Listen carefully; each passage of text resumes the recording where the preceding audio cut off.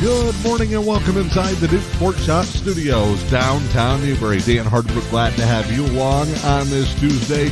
Hope your holiday weekend went well. Time now to get back into it with a look at your latest local news from around the region. It is your Newberry News Update on M123 FM. In your local news this morning, students are headed back to school. Tequamanon area schools in Newberry, Engadine Consolidated Schools down in Engadine, both welcoming students back for the start of a brand new school year. Things will look a little bit different than they did at this time a year ago. Staff and administration in both districts say that they are excited to welcome students back to the building for the start of the 2021-2022 school year. You can stay up to date on information from both districts by following their Facebook pages or visiting their school websites. Tequamanon Area Schools has a new video posted on their YouTube and Facebook pages giving voters information about their upcoming bond proposal on the Tuesday, November 2nd ballot. The video starts to explain the need for facility upgrades, features alumni, staff members, students, and administration talking about issues with the current buildings that are in place. You can check out that bond proposal informational video on the Tequamanon Area Schools TAS Facebook page or their YouTube page. With the new school year starting, Engadine Consolidated Schools reminding students that are providing their own transportation that they must have a student parking permit. Students are not allowed to park on the north side of the building or near the greenhouse along Park Street. Students who are driving themselves to school should park along the south side of the building on Melville Street.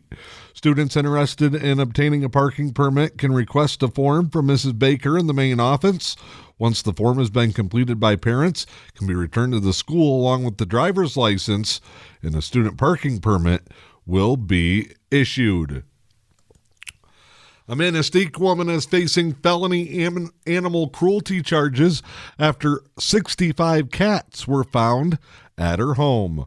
According to the Manistique Public Safety Department, 67-year-old Kathleen Ann Herkmans, who owns a residence on South Maple Street in Manistique, was arrested last week on the charges. Herkmans was arraigned in the 93rd District Court on a felony charge of animals abandoning and cruelty to 24 or more animals. The charge is punishable by up to 7 years in prison, a $10,000 fine, no less than 5 years of probation, up to 500 hours of community service, or any combination of those penalties. Bond was set at $5,000 in the case, and a probable cause hearing has been set for September 8th at 9 a.m. and a preliminary hearing on September 20th at 10 a.m. Herkmans was also ordered by the court to not return to the home on Maple Street or not to be in possession or control of any animals and must take a psychological exam. Public safety officers began an investigation back in August on the report of an animal cruelty case.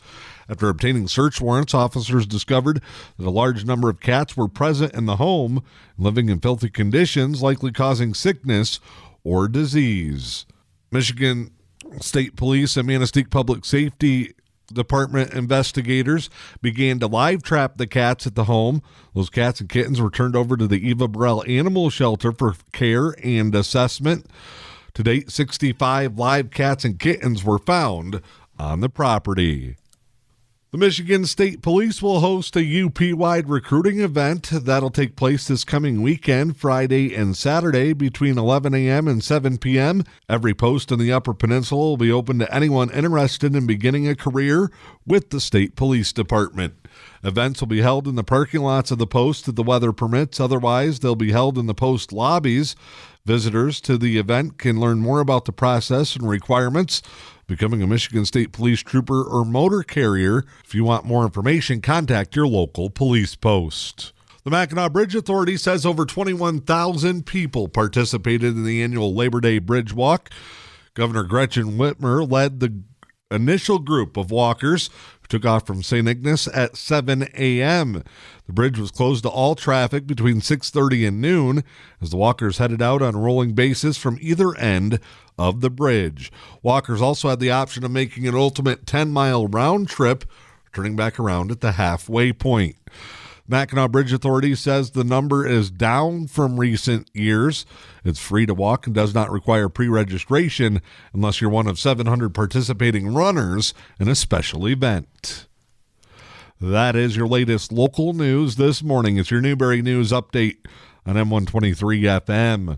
Time now to check in with sports this morning. The Tigers gave up 4 runs in the 7th, fell to the Pittsburgh Pirates 6-3 yesterday afternoon. The loss drops the Tigers to 65-74 on the season.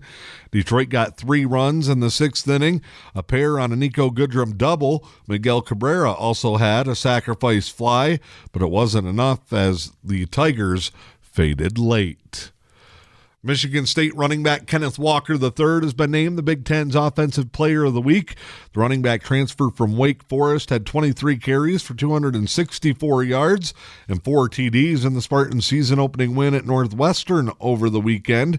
It's the 7th most rushing yards in a game in program history and a record for a player making his MSU debut. Walker is also the first Spartan to be named Big Ten Offensive Player of the Week since wide receiver Felton Davis earned the honor back in October of 2017. Michigan has announced that wide receiver and kick returner Ronnie Bell is out for the season after tearing his ACL in the season-opening win over Western Michigan. Bell had to be carted off following a punt return in the Saturday win over the Broncos. Bell, who is a senior from Kansas City, Missouri, entered the season as Michigan's top wide receiver as well. Coach Jim Harbaugh said, quote, "It's a shame. It was one of our key players to the game." Latest local weather forecast now for you for today. Showers and thunderstorms possible. Highs in the upper 60s. South winds 10 to 15.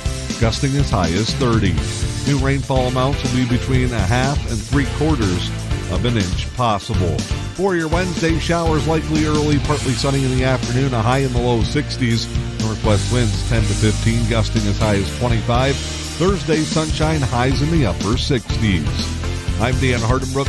This is your latest Newberry News Update on M123 FM.